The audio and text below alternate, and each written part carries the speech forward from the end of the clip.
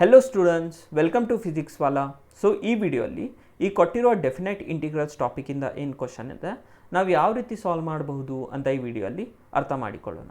So question ಏನು ಹೇಳ್ತಿದೆ ನೋಡಿ, integration from 0 to π/2 cos x sin x divided by 1 plus sin x dx is equal to, okay.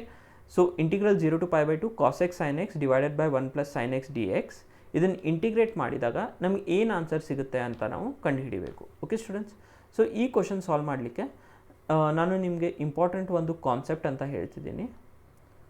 Concept ಏನಂದರೆ substitution ಇನ್ definite integrals. Okay, ಅಂದರೆ ಏನು, suppose integral a to b f of g of X into g dash of x dx, ಅಂದರೆ function ಕೂಡ ಇದೆ, ಅದರ derivative ಕೂಡ ಇದೆ. So ಅವಾಗ ನಾವು ಏನು ಮಾಡ್ತೀವಿ ಅಂದರೆ let g of x equal to t ಅಂತ ಕನ್ಸಿಡರ್ ಮಾಡ್ತೀವಿ. ಇದನ್ನು ಡಿಫ್ರೆನ್ಷಿಯೇಟ್ ಮಾಡಿದರೆ ನೋಡಿ, it will be nothing but g dash of x dx is equals to dt students, correct. So ಇವಾಗ ಇದು ಕೊಟ್ಟಿರೋ ಲಿಮಿಟ್ಸ್ ಎತ್ತರದಿದೆ, this are nothing but limits of x. But ನಾವು ಇದನ್ನು ಸಬ್ಸ್ಟಿಟ್ಯೂಷನ್ ಮಾಡಿ ಇಂಟಿಗ್ರಲ್ ಬರಿತೀವಲ್ವ, ಆವಾಗ ಏನು ಸಿಗುತ್ತೆ, f of t g dash of x dx is nothing but dt. So ಇದನ್ನು ಇಂಟಿಗ್ರಲ್ ಯಾವ ಟರ್ಮ್ಸಲ್ಲಿ ಕನ್ವರ್ಟ್ ಆಯಿತು, in terms of t. So ನಾವು ಏನು need to get limits of t ಅಲ್ವಾ, in terms of t. So ಆವಾಗ ಇಲ್ಲಿ use ಮಾಡ್ತೀವಿ. X is equals to a ಇದ್ದಾಗ, ಇಲ್ಲಿಂದ ನೋಡಿ x is equals to a ಇದ್ದಾಗ your t is equals to what, g of a, and g of a ಅನ್ನು ನಾವು ಸಿ ಅಂತ ಕನ್ಸಿಡರ್ ಮಾಡೋಣ. Similarly x is equals to b ಇದ್ದಾಗ T will be is equals to what students, g of B.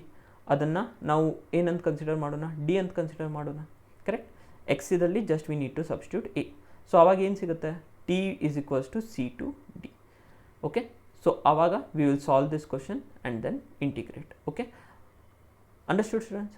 ಇದು integrate ಏನಿದೆ ಅಲ್ವಾ, just solve ಮಾಡ್ತೀವಿ, integrate ಮಾಡ್ತೀವಿ, ಲಿಮಿಟ್ಸ್ ಆಫ್ ಸಬ್ಸ್ಟಿಟ್ಯೂಟ್ ಮಾಡ್ತೀವಿ, and then we will get the required answer. So this is the key concept we are going to use, that is method of substitution in definite integrals to solve this question. So our ಏನು ಕೊಟ್ಟಿದ್ದಾರಲ್ವಾ, let I is equals to integral 0 to π/2. Okay, ಸ್ವಲ್ಪ ಇದು rearrangement ಮಾಡಿ ಬರೀತಿದ್ದೀನಿ. That is sin x divided by 1 plus sin x into cos x dx.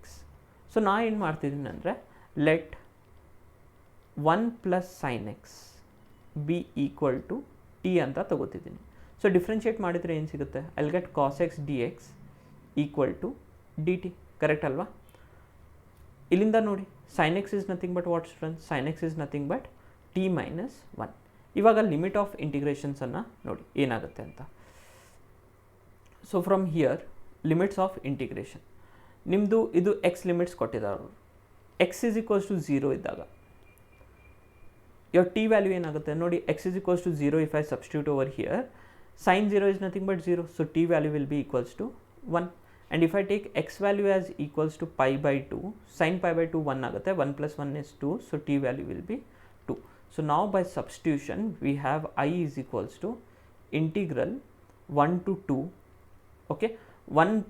Sin x is nothing but what students, ನೋಡಿ sin x is nothing but t minus 1 in terms of t. So this will be t minus 1 divided by, okay, 1 plus sin x is nothing but t, cos x dx is dt. So ಇದನ್ನು ಯಾವ ರೀತಿ ಬರಿಬೋದು, integral 1 to 2 t divided by t is nothing but 1 minus 1 by t dt. ಇವಾಗ just integrate ಮಾಡಿ, integration of 1 is nothing but t between the limits 1 to 2 minus 1 by t integration is nothing but log t between the limits 1 to 2.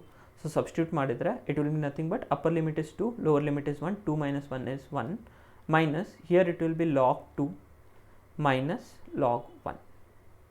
Okay, log 1 value in students 0, so we will have 1 minus log 2 as the required integral value, correct students. So this is nothing but I, this is the required integral value, 1 minus log 2. So ಯಾವುದು option ನೋಡಿ, option D 1 minus log 2 is the correct choice for this question. ಅದು ಯಾವ ರೀತಿ ಸಿಕ್ತು, by this method of substitution in definite integral. I hope students ಈ ವಿಡಿಯೋಲ್ಲಿ ಈ ಕೊಟ್ಟಿರೋ ಕ್ವಶನ್ ಸೊಲ್ಯೂಷನ್ ನಿಮಗೆ ಅರ್ಥ ಆಗಿದೆ ಅಂತ. Thank you students.